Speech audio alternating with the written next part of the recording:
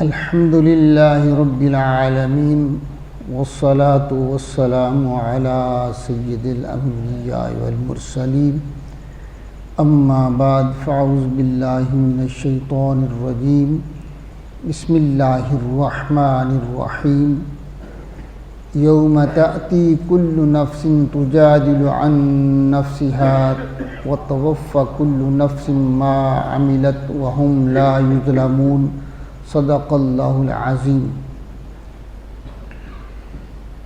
یوم تأتی کل نفس تجادل عن نفسها، جس دن ہر جان اپنی ہی طرف جھگڑتی آئے گی۔ وتوفى كل نفس ما عملت، اور ہر جان کو اس کا کیا پورا بھر دیا جائے گا، یعنی اس کا پورا اس کو بدلہ دیا جائے گا۔ وَهُمْ لَا يُظْلَمُونَ، اور اس پر کوئی ظلم نہیں کیا جائے گا۔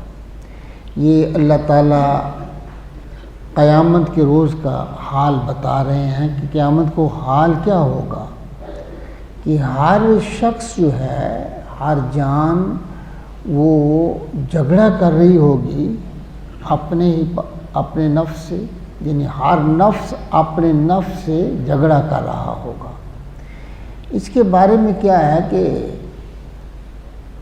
یہ دو نفس کی بات ہو رہی ہے، دو ہوں گے تو جھگڑا ہوگا نا۔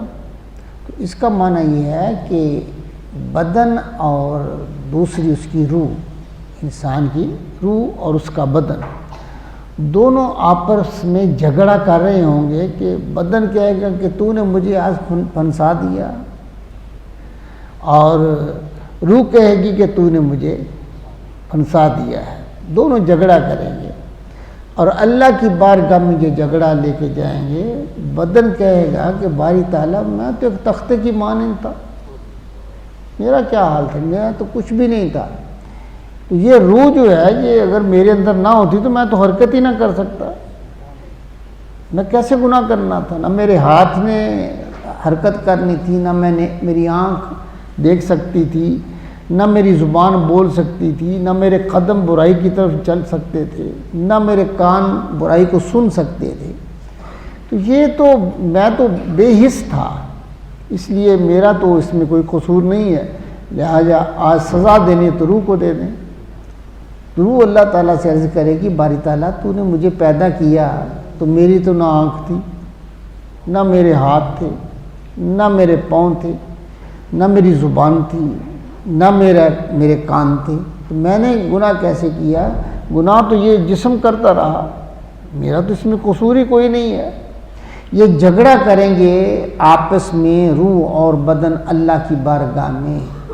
پھر اللہ تعالیٰ ایک حدیث پاک میں آتا ہے کہ ایک تمثیل بیان فرمائیں گے، ایک اندھے کی اور ایک لنجے کی۔ لنجا کہتے ہیں جس کے اپاہج جسے کہتے ہیں، جو چل پھر نہ سکتا ہو، اٹھ نہ سکتا ہو۔ تو وہ اللہ تعالیٰ ان کی جو ہے نا مثال بیان کریں گے کہ ایک باغ ہے، ایک اندھا اس میں چلا گیا، ایک لنجا ہے دوسرا۔ اب اندھے کو پھل نظر نہیں آتا، وہ کیسے توڑے تو کیسے کھائے؟ لنجا اٹھ کے اس کو کھا نہیں سکتا۔ اب لنجے نے کہا تو اس طرح کر، تو مجھے اپنے کندھوں پہ بٹھانا، مجھے اپنے کندھوں پہ بٹھا، جب تو مجھے کندھوں پہ بٹھائے گا میں توڑوں، میری آنکھیں ہیں میں توڑوں گا اور تیرے منہ میں بھی ڈالیں، تو بھی کھا تو میں بھی کھاتا ہوں، دونوں مل کے کھائیں۔ تو اللہ تعالیٰ اس طرح نہ روح کو بری کرے گا نہ جسم کو بری کرے گا، دونوں کو سزا میں مبتلا فرما دے گا، دونوں کو سزا ہوگی۔ تو یہ اللہ تعالیٰ ارشاد فرما رہے ہیں کہ اس دن کیا حال ہوگا جب ایک جان یعنی ایک نفس اپنے ہی نفس سے جھگڑا کر رہا ہوگا۔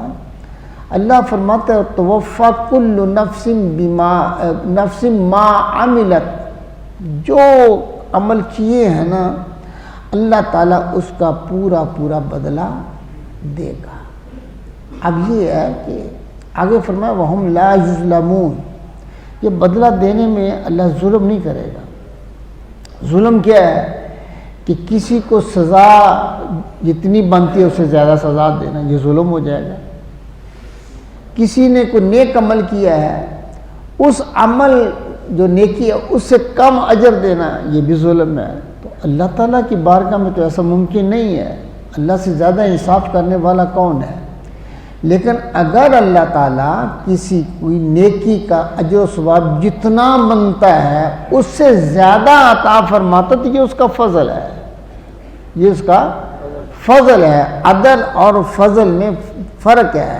عدل ہے کہ پورا پورا عطا کرنا، جیسے اگر ایک نیکی کی ہے تو اس کا اجر بھی ایک گنا ہونا چاہیے، یہ عدل ہے۔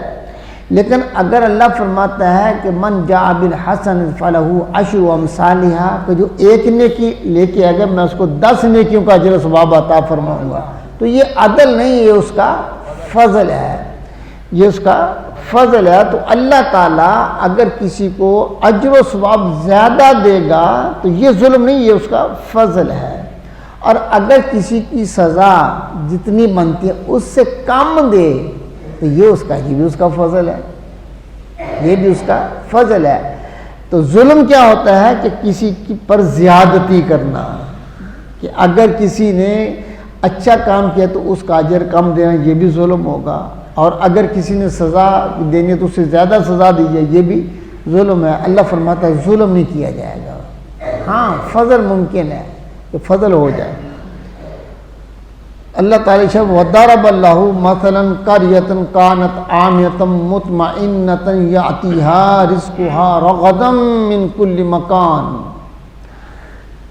كُلِّ مَكَانٍ فَكَفَرَتْ بِأَنْعُمِ اللَّهِ فَأَذَاقَهَا اللَّهُ لِبَاسَ الْجُوعِ وَالْخَوْفِ بِمَا كَانُوا يَصْنَعُونَ۔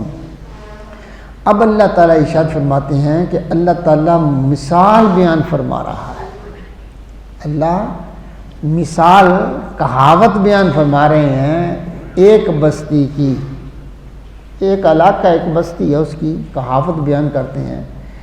کانت آمنتاً مطمئنتاً، کہ امان اطمینان سے تھی، امن میں تھی، مطمئن تھی اپنے حالات سے۔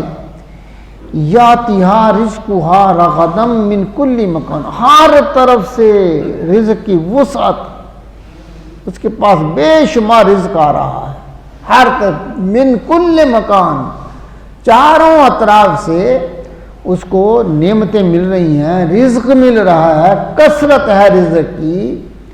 فرمایا فکفرت بانعم اللہ، اللہ نے جو نعمتیں دی ہیں اس بستی نے اس کا کفران کیا، اس کی ناشکری کی۔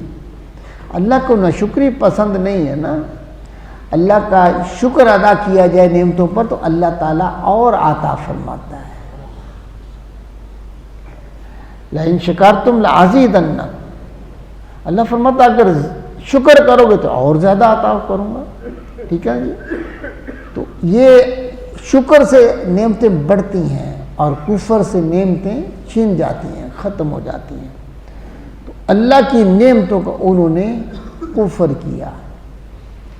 فَأَذَاقَهَا اللَّهُ لِبَاسَ الْجُوعِ وَالْخَوْفِ، اللہ نے انہیں خوف اور بھوک کا لباس جو ہے وہ پہنا دیا۔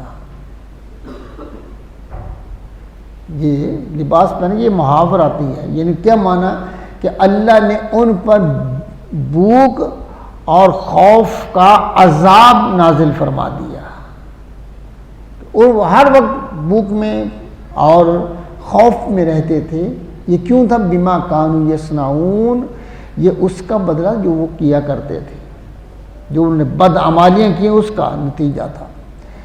اب اس کے بارے میں کہ یہ بستی کون سی ہے، اس میں دو رائے ہیں۔ ایک تو یہ ہے کہ اس سے مراد خاص مکہ المکرمہ کی بستی ہے کہ اس کے اندر کعبۃ اللہ ہے، اور پھر اس کے رہائشیوں کے لیے اللہ تعالیٰ نے بڑی برکتیں رکھی ہیں۔ ہاں جی، اتنی خوبصورت علاقے میں رہتے ہیں، اتنی برکتوں والے ماحول میں، اور حالات ان کے یہ تھے کہ ان کا ہر کوئی حیا بھی کرتا تھا۔ عرب کے اندر ان کا حیا بھی کیا جاتا تھا۔ راہزن جو ہیں ڈاکو جو قافلے لوٹتے تھے، ان کے قافلوں کو نہیں لوٹتے تھے، ان کو نہیں لوٹتے تھے، لیکن دوسرے قافلوں کو وہ لوٹ لیتے تھے۔ کہ یہ اللہ کے گھر کے پاس سے آئے ہیں، یہ مکہ کے میں رہنے والے ہیں. لوگ ان کا بڑا حیا کرتے تھے اور ان کو اشراف سمجھتے تھے، سید کہتے تھے، سردار تھے. یہ روزی کے اعتبار میں بھی یہ تمام عرب سے امیر لوگ تھے. تجارت ان کا پیشہ تھا، تو تجارت میں بڑے ماہر تھے. یعنی تجارت میں اتنے ماہر تھے کہ یہ یعنی بالکل جسے کہتے ہیں 100% منافع، یعنی 100% منافع کے ساتھ. یعنی اگر 10 کی چیز دی ہے تو 20 کی دی ہے، آگے فروخت کی. اتنا منافع ہو تو پتہ نا پھر لوگ کتنے امیر ہو جاتے ہیں. بڑے امیر لوگ تھے، بڑے کھاتے پیتے تھے اور رزق بے شمار تھا. یہ اللہ تعالیٰ اس کی طرف اشارہ فرماتا ہے، یاتیہا رزقہا رغدا من کل مکان.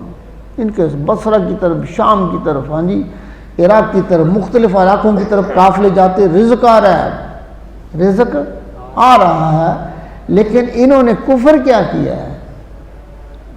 یہ تو کھاتے پیتے تھے، اس میں تو کوئی شک نہیں ہے. کفر کیا کیا ہے کہ اللہ نے سب سے بڑی نعمت بھی انہیں عطا فرمائی تھی، اور وہ کیا تھی؟ وہ ذات محمد صلی اللہ علیہ وسلم. حضور علیہ السلام کی ذات انہی میں مبعوث فرمائی، اور انہی میں سے تھے وہ.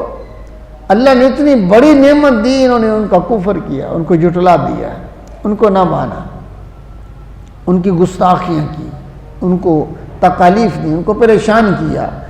یہ اللہ تعالیٰ فرماتے ہیں پھر اس کی سزا کے طور پر اللہ تعالیٰ نے یہ کھاتے پیتوں کو بھوک میں مبتلا کر دیا. خوف تھا انہیں ہر وقت کہ اب بھی مدینے والے آئے، اب بھی آئے، نہ انہیں دن چین نہ رات کو چین. حملے کا خطرہ رہتا تھا، پہلے انہیں خطرہ ہی کوئی نہیں تھا کہ کوئی ہم پر حملہ آور ہوگا. اب انہیں 24 گھنٹے یہ خوف ہے کہ اب بھی حضور صلی اللہ علیہ وسلم آئے، ہم پر حملہ کریں گے، اب آ جائیں گے، کل آ جائیں گے، پرسوں آ جائیں گے. ایسے حالات پیدا ہوئے کہ ان کو یہ تو خوف ہی نہیں تھا کہ ہم پر بھی کوئی حملہ آور ہوگا. اور بھوک کا کیا حال ہے؟ یہ تو امیر ترین لوگ تھے، لیکن بھوک نے کیا کیا؟ قحط سالی آئی، مال ختم ہو گئی، تجارت ختم ہو گئی، لوگ بھوک سے مرنے لگے، مردے کھانے لگے، مردار کھانے لگے. ہاں جی یہاں تک آتا ہے حدیث کے اندر کہ انہوں نے یہ جو چمڑا نہیں ہوتا، چمڑا بالوں والا، وہ بھی کھا لیتے تھے. اس قدر بھوک جو ہے نا. اور جب آسمان کی طرف دے تو ایسے لگتے آسمان جیسے دھواں ہوتا ہے، یعنی بارش کا بھی کوئی اہتمام نہ. جانور مر گئے اور خود پنجر ہو گئے. ان حالات میں ابو سفیان جو ہیں وہ حضور کی بارگاہ میں حاضر ہوئے اور عرض کرتے ہیں کہ چلو بچوں کا اور بیویوں کا کیا قصور ہے؟ مردوں کا تو قصور ہوا کہ انہوں نے آپ پہ ظلم کیا، آپ کو نکالا، آپ کو پریشان کیا. تو دوسرا آپ کا دین تو رحم والا دین ہے، اپنے رشتہ داروں پر رحم کرنے کا آپ حکم فرماتے ہیں، آپ تبلیغ کر رہے ہیں، تو ہم آپ کے رشتہ دار تو ہیں نا، آپ کے قبیلے کے لوگ تو ہیں. تو اے محمد صلی اللہ علیہ وسلم ہمارے لیے دعا فرمائیں، اللہ تعالیٰ ہمارے قحط کو دور فرما دے. اور یہ رحمت للعالمین ہے. حضور نے دعا فرمائی، اللہ تعالیٰ قحط کو دور فرما دیا. ہاں جی اللہ تعالیٰ نے کرم فرما دیا. تو یہ ہے کہ خوف اور جو یہ، اور دوسرا یہ ہے کہ یہ خاص بستی کی بات نہیں ہے. دوسرا نظریہ کہ ہر ایک جو بھی جس کے پاس بھی رزق آتا ہے اللہ کی بارگاہ سے آتا ہے، اور پھر کسی کو اللہ کی کفران کی اجازت تو نہیں ہے. یہ تو نہیں مکے والے ایسے ہیں، کوئی بھی جو بھی کفران کرے گا، اللہ کی نعمتوں کا ناشکری کرے گا، وہ اس عذاب میں مبتلا ہو جائے گا. آج اگر عالم اسلام کی بری حالت ہے تو اس کا سب سے بڑا سبب یہ ہے کہ ہم اللہ کا شکر نہیں کرتے ہیں، اللہ کی نعمتوں کا شکر نہیں کرتے ہیں، اور ان کا صحیح استعمال نہیں کرتے ہیں. جن کے پاس پیسہ ہے اسلام کے اندر، اسلامی ممالک کے اندر، وہ ایسی خرافات میں کھو گئے ہیں. جب پیسے کو خرافات پہ لگائیں گے تو یہ اللہ کی ناشکری ہوگی، اور اس کو اگر صحیح راستے پہ لگائیں گے جہاں اللہ نے حکم دیا ہے تو پھر یہ اس کا شکر ہوگا. یہ اس کا شکر ادا کرنے کی یعنی بہترین یہ بھی ہے ایک طریقہ کہ آپ اپنے مال کو وہاں خرچ کریں جہاں اللہ حکم فرماتا ہے، جہاں اللہ اور اس کا رسول راضی ہو۔ اگر آپ نے اپنے مال کو وہاں استعمال کیا جو اللہ کی نعمت ہے، بہت بڑی نعمت ہے، کہ اگر آپ نے اس کو وہاں استعمال کیا جہاں اللہ نے منع کیا ہے تو پھر یہ کفران ہوگا۔ جیسے کہ بعض خاندانوں کے پاس لوگ بڑے ہوتے ہیں، تعداد میں کافی زیادہ ہوتے ہیں، تو وہ یہ جملے بھی کہتے ہیں اپنے مخالفوں کو، کوئی 2-4 مر گیا تو پھر کیا ہوگا، 2-4 مر بھی جائے تو پھر کیا ہوگا، ہم آپ کو چھوڑیں گے نہیں۔ تو یہ کیا، یہ کفران ہے، اولاد اللہ کی نعمت ہے۔ تو اللہ تعالیٰ نے قتل کرنے سے، فساد کرنے سے منع فرمایا ہے۔ اگر کوئی ایسا کرتا تو یہ بھی کفران ہے، یہ بھی، یعنی کوئی بھی ایسی کیفیت اپنے جو اللہ کی نعمتیں دی ہوئی ہیں اگر آپ ان کو غلط استعمال کریں گے تو غلط استعمال کرنا کیا معنی ہے کہ آپ اللہ کا کفر کر رہے ہیں، اس کی نعمتوں کا کفران کر رہے ہیں، ناشکری کر رہے ہیں۔ اگر آپ ان کا اچھا استعمال کریں گے تو یہ اللہ کا شکر ہوگا، اور جب اللہ کا شکر ہوگا تو اللہ تعالیٰ نعمتوں کو بڑھا دیتا ہے۔ آگے ارشاد فرمایا وَلَقَدْ جَاءَهُمْ رَسُولٌ مِّنْهُمْ فَكَذَّبُوهُ فَأَخَذَهُمُ الْعَذَابُ هُمْ ظَالِمُونَ۔ اور ارشاد فرمایا کہ بے شک ان کے پاس انہی میں سے ایک رسول آیا ہے، انہی مکہ والوں میں سے، انہی میں سے ایک رسول بھیجا، اور اتنا کامل کر کے بھیجا ہے کہ کسی کو اعتراض بھی کوئی نہیں اس پہ، اس کی شخصیت پر، اس کے کردار پر، اس کے افعال پر، بچپن سے لے کر کبھی کسی کو کوئی اعتراض بھی نہیں ٹھہرا۔ ہر کوئی اس بات کا قائل بھی ہے کہ اس جیسا ہے بھی کوئی نہیں، کہ یہ سچا بھی بڑا ہے، امانتدار بھی بڑا ہے، کبھی اس نے جھوٹ نہیں بولا ہے، اس کی جو ہے نا عادات بڑی صالح ہیں۔ اتنا خوبصورت اور اتنا کامل جو ہے وہ رسول بھیجا ہے۔ فَكَذَّبُوهُ، ان ظالموں نے ان کو بھی جھٹلا دیا، ان کا بھی انکار کیا۔ فَأَخَذَهُمُ الْعَذَابُ، پھر عذاب نے انہیں پکڑ لیا، کہ عذاب آیا، وَهُمْ ظَالِمُونَ، اس حال میں کہ وہ ظالم تھے۔ فرمایا فَكُلُوا مِمَّا رَزَقَكُمُ اللَّهُ حَلَالًا طَيِّبًا، اللہ فرماتے ہیں اللہ کی دی ہوئی روزی جو حلال پاکیزہ ہے اس میں سے کھاؤ۔ وَاشْكُرُوا نِعْمَتَ اللَّهِ، اللہ کی نعمتوں کا شکر بھی ادا کرو۔ یہ جو رزق مل رہا ہے حلال طیب رزق جو ہے یہ کھاؤ، حرام کی طرف نہ جاؤ۔ اور پھر کیا ہے کہ اللہ فرماتے ہیں وَاشْكُرُوا نِعْمَتَ اللَّهِ، کھانے کے بعد اللہ کی نعمتوں کا شکر بھی ادا کرو۔ إِن كُنتُمْ إِيَّاهُ تَعْبُدُونَ، اگر تم اس کی عبادت کرتے ہو، اگر اسی کی عبادت کرتے ہو تو اس کا معنی ہے کہ اللہ کی نعمتوں کو حلال طریقے سے استعمال کرنا، اس کو کھانا اور پھر اس کی نعمتوں کا شکر ادا کرنا، یہ چیز کیا ہے، یہ آپ کو اللہ کی عبادت کی طرف راغب کرتی ہے۔ جب آپ سمجھیں گے کہ میرے پاس جو بھی نعمت آ رہی ہے کس کی طرف سے آ رہی ہے، اللہ کی طرف سے، اور پھر آپ اس کا شکر بھی ادا کرتے ہیں، تو جب نعمت اس کی بارگاہ سے آئی ہے تو پھر عبادت بھی اسی کی ہے۔ فرمایا اگر تم اسے ہی پوجتے ہو، اسی ہی کی عبادت کرتے ہو، تو پھر اسی کی نعمتوں کا شکر ادا کرو، اسی کی نعمتوں میں سے حلال کھاؤ، حرام کے قریب نہ جاؤ، حرام سے بچ جاؤ۔ حرام کھانا جو ہے یہ بھی نہ کفران ہے، نا یہ بھی کفران ہے، اللہ کی نعمتوں کا کفر ہے۔ اور حرام، یہ بات یاد رکھیں، ہمارے دماغوں میں خناس ہے یہ، اور یہ وسوسہ ہے شیطان کا کہ حرام سے ہم اوپر آ جائیں گے، ترقی کر جائیں گے۔ کاہے کی ترقی ہے؟ یہ جن کے لیے تم کما رہے ہو، جن کے پیٹوں میں تم بھر رہے ہو یہ حرام دے کے، وہ تمہارے لیے عذاب بن جائیں گے، اس دنیا کے اندر بھی اور آخرت کے اندر بھی۔ اور آپ نے دیکھا ہے، مشاہدہ کرتے ہیں کہ حرام کھانے والوں کی اولاد غلط راستے پہ چلی جاتی ہے، اسی دنیا کے اندر عذاب میں مبتلا ہو جاتے ہیں، اور آخرت کی سزا تو پھر اس کے علاوہ ہے، وہ تو ہے ہی، لیکن دنیا کے اندر بھی اللہ تعالیٰ انہیں سزا دیتا ہے۔